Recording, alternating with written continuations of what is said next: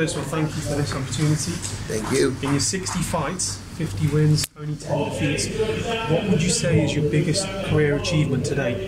You've won 5 world titles in 3 different ways. What's your biggest career achievement? I think the biggest achievement I've ever made happen was coming back from a broken neck and winning more fights and fighting and winning more world titles.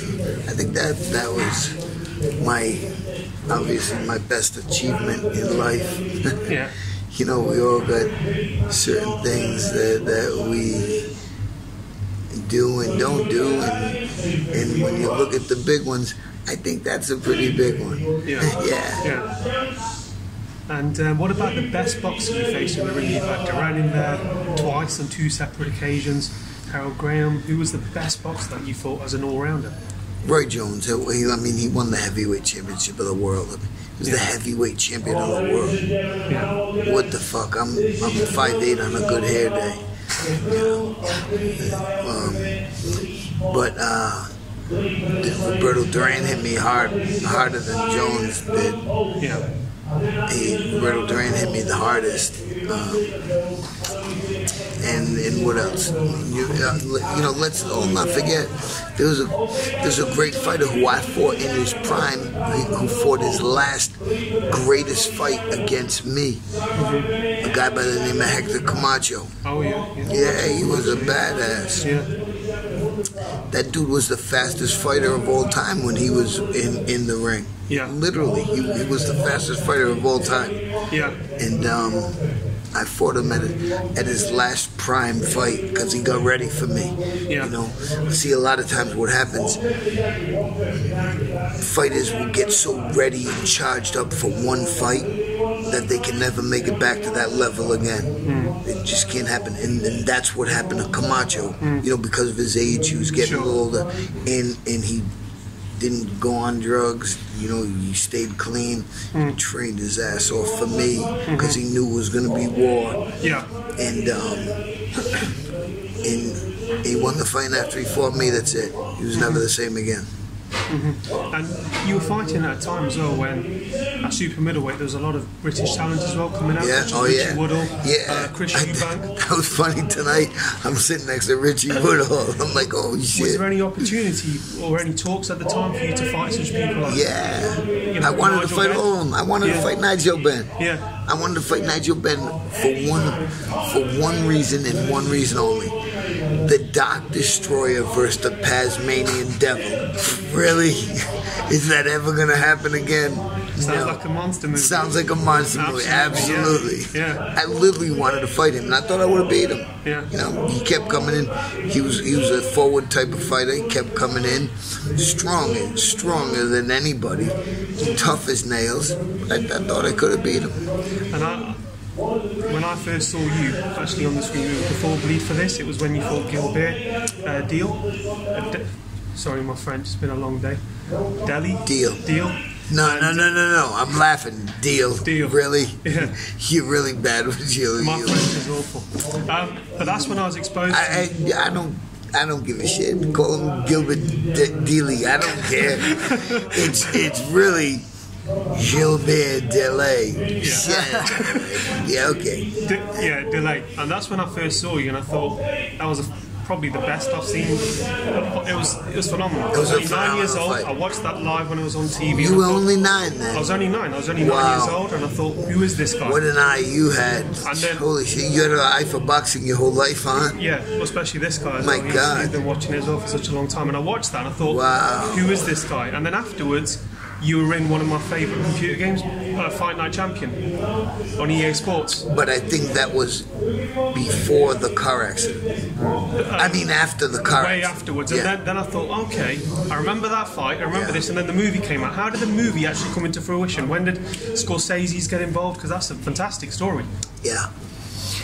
It was a great story. It made for a great movie. And everything was really cool. The movie was awesome. Miles Teller played a great Vinnie Paz. He's awesome. Aaron Eckhart played a great Kevin Rooney. Katie Seagal even looked like my mother. I don't know how that happened. When I first met her, I was like, Katie, you're way too sexy to play my mother. I swear, but yeah, it's just like so much has happened in my life. It's crazy. Vinny, how good was Roger Mayweather? He was awesome. When I fought him, he was top of his game. He was awesome. He was a champion of the world. I thought I was gonna destroy. I thought I was gonna ruin him, not hurt him. I thought I was gonna destroy him because I was the only sparring partner for Rocky Lockridge when Rocky knocked his ass out cold. And I think it was in Europe somewhere, or I don't know where the fight was, but I was his only sparring partner, and we were sparring 6 rounds a day, and he wasn't even hitting me, and then when he did, it was no big deal, and I was, giving him boxing lessons, like literally every day for weeks, and I remember even his coach, George Benson. I think George Benson. Is that the singer? George Benson? Yeah, it is. Yeah, it is a singer. Yeah. Women, but Georgie. Oh, what was his name? George Benton. His name was George Benton from Philly. Badass. Great guy. And a really good trainer. He came up at the times of Sugar Ray Leonard. Okay. Sugar Ray Robinson. Big difference. Yeah, big difference. Yeah, a while ago. Yeah. So he even said it to me. George said, "Man, Vinny, you kicking my boy's ass every day. He'd think you were fighting for the title." Like literally, he said. And he was I loved him, Georgie Benton.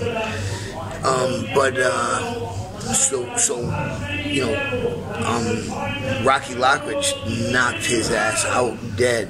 So I'm gonna kill this guy. So I couldn't make weight. It was 140 pounds. I literally got on and off the scale 3 times that day. Is it true you almost passed out? In Las Vegas, I passed out after the fight. I didn't even know I ended up in the hospital. Yeah. I didn't even know. That's not cool. That's not good. So, anyways,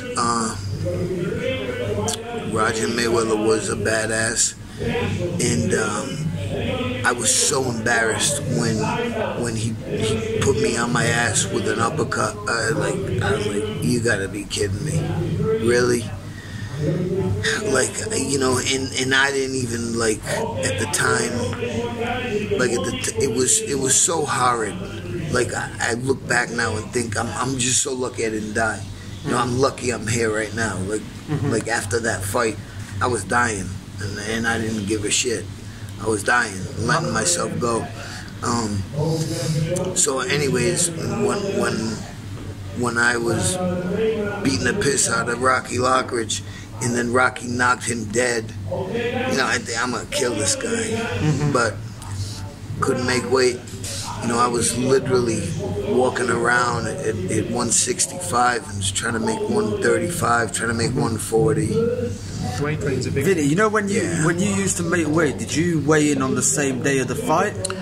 Or did you weigh same day as the fight? Same morning. Yeah, see, now it's a little different. What's your views on that? I mean, do you think it should go back? It stops people rehydrating, etc.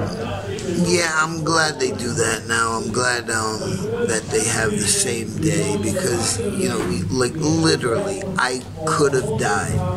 And I should have died. If my father wasn't there, we wouldn't be here right now. I wouldn't be talking to this fucking telephone you got in my face right now. But,